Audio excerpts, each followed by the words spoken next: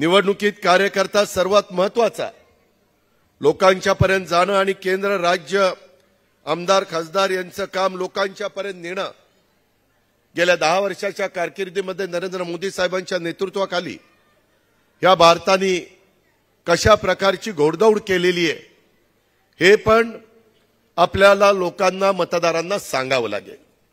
मित्रांनो, बऱ्याचदा आपल्या लोकांची मतदारांची शॉर्ट मेमरी असते आणि त्याच्यामुळे महत्त्वाच्या गोष्टी नीटपर्यंत समजून सांगणं हे आपल्या सगळ्यांचं कर्तव्य आहे। कार्यकर्त्याला बळ देणं ही आम्हा स्थानिक पातळीवरच्या नेत्यांची जबाबदारी ही देखील सर्वांनी समजून घेतली पाहिजे। लोकसभा निवडणुकीच्या साठी महायुतीच्या सर्व पक्षातील स्थानिक मतदारसंघातील नेत्यांनी पदाधिकाऱ्यांनी आपापल्या भागात एकत्रपणे आपल्या 4 उमेदवारांच्या विजयासाठी काम करणं अतिशय आवश्यक आहे। बारामती लोकसभा मतदारसंघाची निवडणूक ही 7 मेला आहे। बाकीच्या आपल्या मावळ, शिरूर आणि पुण्याची लोकसभेचं मतदान हे 13 मेला आहे आणि त्यामुळे मध्ये अंतर देखील बऱ्यापैकी आहे। त्याच्यामुळे आपण घाण राहता कामा नये। त्याच्याकरता एक दिवस महत्त्वाचा आहे। मला बोलवलंच नाही, आमच्या नेत्याचा फोटोच नव्हता, आम्हाला विचारलंच नाही। मित्रांनो, हे तुमच्या माझ्या घरचं लग्न नाहीये। इथं तिसऱ्यांदा पंतप्रधान करण्याची ही निवडणूक आहे। आपल्याला 5 महिन्यांनी पुन्हा एकनाथरावजी, देवेंद्रजी, मी आणि आम्ही सगळे महायुतीचे घटक हे विधानसभेच्या निवडणुकीच्या निमित्तानं सामोरं जाणार आहोत। त्याच्या आधीची ही रंगीत तालीम आहे। त्यामुळं कुठेही आपण घाण राहता कामा नये हे मला तुम्हाला सारखं सांगावंसं वाटतं।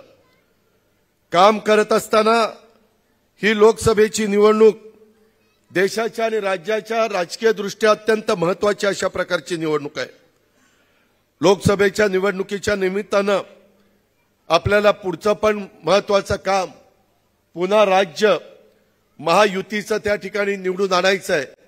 म्हणून पण कुणी गाढ राहू नका। त्याचं कारण मगाशी नीलमताईंनी सांगितलं की बऱ्याचशा सुट्ट्या आलेल्या आहेत आणि त्या सुट्ट्या आलेल्या असल्यामुळं बरेच जण बाहेरगावी जातात। त्यांना वाटतं की आपण कुटुंबांनी नाही मतदान केलं तर असा काय फरक पडणार आहे।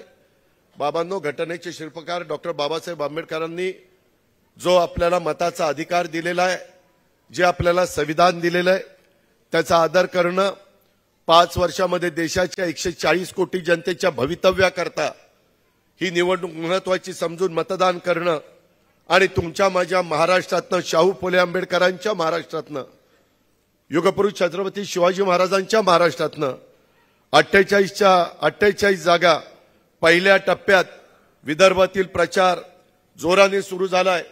पंतप्रधानांच्या 2 सभा झाल्यात, मुख्यमंत्री त्या सभेला हजर होते। आज गृहमंत्री आहेत।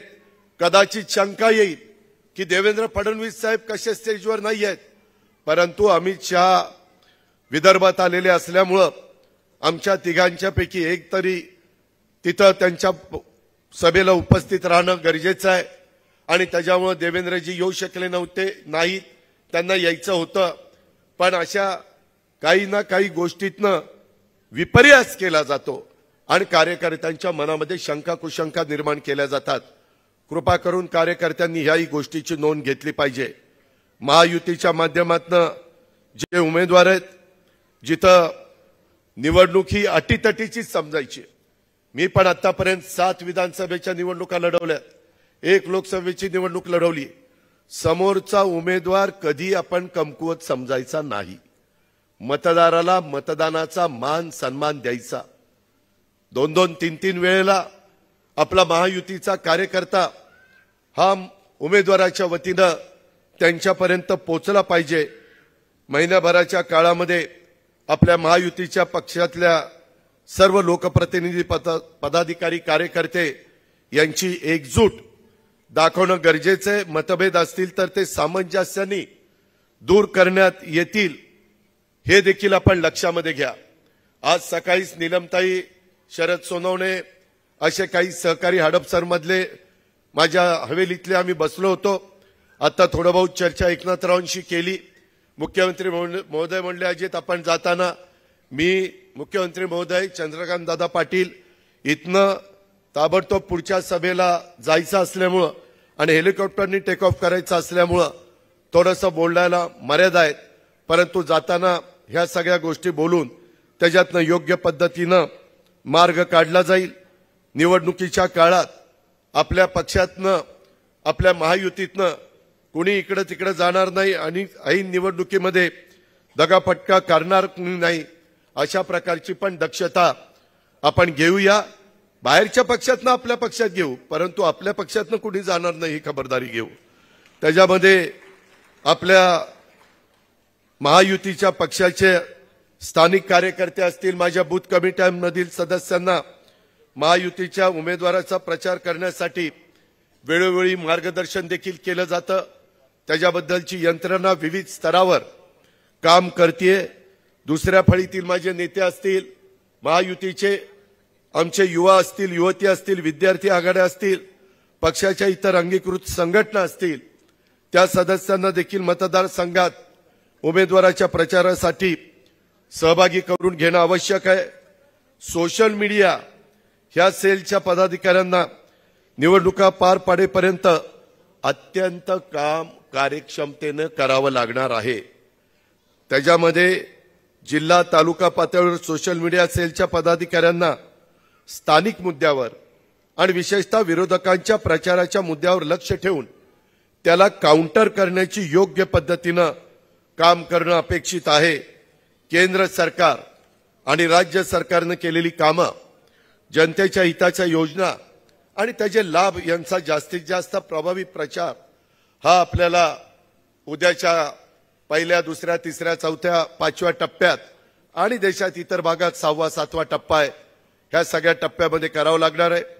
महायुतीच्या काही जागांच्यावर अद्याप तोडगा निघालेला नाही. तो लवकरच आम्ही सगळेजण बसून लवकरात लवकर कसा निघेल आणि आपल्या महाराष्ट्रात आपल्या महायुतीच्या कार्यकर्त्यांना आपली एकजूट कशा पद्धतीनं दिसून येईल याबद्दल आम्ही सगळेजण प्रयत्नशील आहोत. आपले विरोधक वेगवेगळ्या प्रकारचा भ्रम पसरवण्याचा प्रयत्न करतील, खोट्या नाट्या अफवा पसरवतील, त्या खोडून काढण्याचं काम तुम्हाला मला सगळ्यांना करावं लागणार आहे. आपल्या केलेल्या कामाच्या जोरावर आपल्याला मतं मागायची, विकासावर आपल्याला मतं मागायची. विरोधक विकासाच्या बाबतीमध्ये मोदी साहेबांना कुठलीही टीका टिप्पणी करू शकत नाही आणि मग काय टूम काढायची, संविधान बदलणार. प्रत्येक वेळेस निवडणूक आली की संविधान बदलणार, जे कदापि कुणी बदलू शकत नाही. पण माझ्या मागासवर्गीय समाजामध्ये एक समरावस्था निर्माण करायची, कुठेतरी म्हणायचं घटनेमध्येच काहीतरी बदल करणार. मित्रांनो, ह्या सगळ्या दादांत खोट्या गोष्टी आहेत. मी परवाच मावळला बोलत असताना सांगितलं की 105 ते 6 वेळेला घटनेमध्ये अमेंडमेंट करण्यात आली आणि जवाहरलाल नेहरूंच्या पासून आतापर्यंत कुठल्या कुठल्या पंतप्रधानांच्या कारकिर्दीमध्ये कशी बदल काही अमेंडमेंट केली ते सांगितलं. पण कधी कधी कार्यकर्त्यांना ह्या गोष्टी माहिती नसतात आणि त्याच्यामुळे कार्यकर्ते सतत एकच गोष्ट खोटी सांगितली तर खरी वाटायला लागती. त्या पद्धतीनं कार्यकर्त्यांचं पण होता कामा नये आणि मतदारांना ते पटवून देण्याचं काम तुम्हाला मला करावंच लागणार आहे. ह्यामध्ये आपल्याला केलेल्या कामाच्या मतावर तर आपण जोरावर मतं मागणारच आहोत, ज्याचा उल्लेख मगाशी मुरली मोहोळांनी केला. मुरलीधर मोहोळांनी सांगितलेल्या गोष्टीचा मी रिपीट करत नाही, परंतु आज महाराष्ट्रामध्ये देखील एकनाथराव शिंदेंच्या नेतृत्वाखाली प्रचंड मोठ्या प्रमाणावर विकासाची कामं काही लाख कोटींची चालू आहे.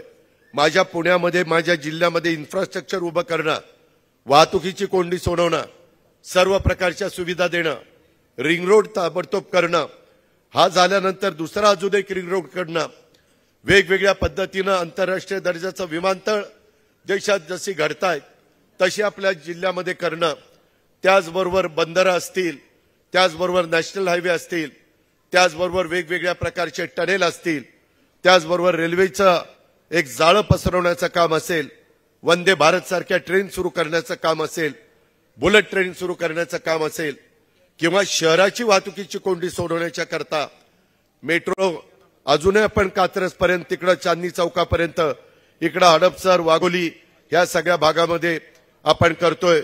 आणि त्याकरता केंद्र सरकार, राज्य सरकार एका विचाराचं असलं तर कामं अधिक दुपटीनं तिपटीनं त्या ठिकाणी होऊ शकतात.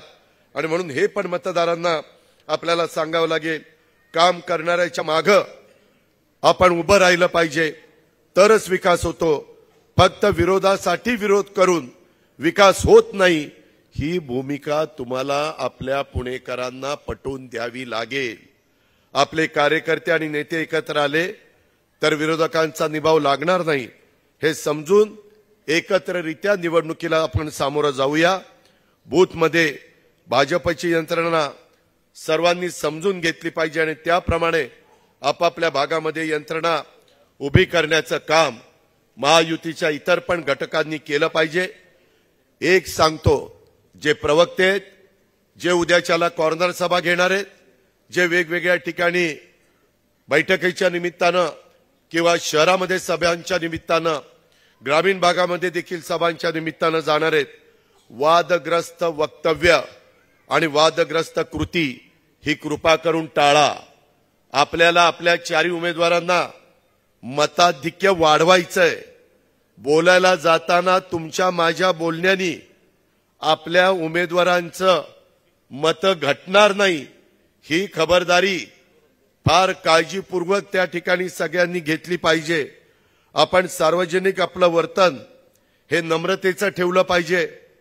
जर मत मागायला गेला एखादा विरोधी असला, नाही मत देणार, बाबा दिलं, द्यायचं नाही द्यायचं तुझा अधिकार आहे, मागायचा आमचा अधिकार आहे, असं करून पुढे जावा. नाहीतर नाही देत ना, जा गेला उडत. ते उडत गेला तर तुम्ही राहाल तिथंच, उमेदवार जाईल उडत. तसलं काही करू नका. मी पण सारखं सकाळी उठल्यावर 7ला बाहेर भेटायला लागतो, तेव्हाच बर्फ डोक्यावर ठेवतो, म्हणतो चिडायचं नाही, चिडायचं नाही, चिडायचं नाही, आवाज चढवायचा नाही, चढवायचा नाही, चढवायचा नाही. मित्रांनो, गमतीचा भाग नाही, खरोखरीच नम्रतेनं वागा. कुठेही काही उर्मटपणा दाखवू नका. ती महाराष्ट्र संस्कृती आहे, नम्रता महाराष्ट्राची परंपरा आहे. आपल्याला सत्तेचा दर्प आहे, असं कुठल्याही परिस्थितीत केंद्रात राज्यात आपलं सरकार असल्यामुळं आपल्या वागण्यात बोलण्यात वाटता कामा नये, लोकांना वाटता कामा नये, याचं भान सगळ्या कार्यकर्त्यांनी ठेवलं पाहिजे, शेवटच्या कार्यकर्त्यांनी ठेवलं पाहिजे आणि स्टेजवर बसणाऱ्या सर्वांनी पण ठेवलं पाहिजे. त्याचबरोबर लोकांशी जोडून घ्या. सामाजिक कार्यकर्ते, सामाजिक संघटना यांनाही सोबत घ्या. आपल्या पुणे जिल्ह्यात, पुणे शहरात अनेक वेगवेगळ्या प्रकारच्या संघटना आहेत. त्यांनाही त्यांचा मान सन्मान, त्यांचाही प्रतिष्ठा त्या ठिकाणी ठेवून त्यांना सोबत आपण घेऊ आणि घेतलं पाहिजे. फोन आणि समाज माध्यमात काळजी घ्या. आचारसंहितेचं पुरेपूर पालन करा आणि कुठल्याही परिस्थितीमध्ये आपल्याकडनं कुठली चुकभूल होऊन देऊ नका. अतिशय चांगल्या प्रकारचा प्रतिसाद विदर्भामध्ये पंतप्रधानांच्या सभांना आणि आपल्या महायुतीच्या सगळ्या नेत्यांना, मुख्यमंत्र्यांना, उपमुख्यमंत्र्यांना सगळ्यांना मिळालेला आहे. त्याच्यामुळे काळजी करू नका. आणि आपली महायुती सर्वांची मिळून आहे. जर एखाद्या ठिकाणी एखाद्या कार्यकर्त्यांनी एखाद्या पक्षाच्या की बाबा उमेदवार आपला समजा शिवसेनेचा आहे आणि तिथल्या मतदारसंघात राष्ट्रवादीचे कोण काही कार्यकर्ते काम करत नाही, तर त्याचा परिणाम राष्ट्रवादीचा उमेदवार जिथं असेल तिथं होऊ शकतो. त्याच्यामुळं कुठेही आपल्या 3च खुणा महाराष्ट्रात आहेत. एक म्हणजे कमळ, दुसरं म्हणजे घड्याळ आणि तिसरं म्हणजे धनुष्यबाण. हे गोष्ट लक्षात ठेवा. या 3च खुणा कुठेही गेल्यानंतर त्या मशीनमध्ये पाहायला मिळाल्या पाहिजेत. आणि आपल्या पुणे जिल्ह्यामध्ये 2 ठिकाणी घड्याळ, एका ठिकाणी धनुष्यबाण, एका ठिकाणी कमळ आहे. हे मतदारांच्या पर्यंत पोहोचवलं पाहिजे.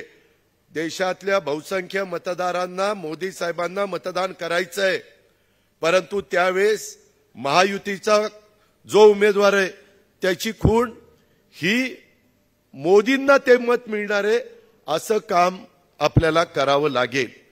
त्याबद्दलची जागरूकता कार्यकर्त्यांनाही दाखवावी लागेल. वरवर करून चालणार नाही अशा प्रकारची खबरदारी आपण सर्व सहकारी मित्रांनी ह्या मेळाव्याच्या निमित्तानं घ्यावी. आज आपल्या जिल्ह्यामध्ये एकनाथराव शिंदे जरी मेळाव्याच्या आणि सभेच्या निमित्तानं आले असले, महायुतीचे प्रमुख म्हणून आलेले असले, तरी ते शेवटी राज्याचे मुख्यमंत्री आहेत. आपल्या जिल्ह्याचा पालकमंत्री म्हणून आपल्या सर्वांच्या वतीनं मुख्यमंत्री महोदयांचं मनापासून स्वागत करतो आणि आपल्या सगळ्यांची रजा घेतो. जय हिंद, जय महाराष्ट्र. एबीपी माझा, उघडा डोळे बघा नीट.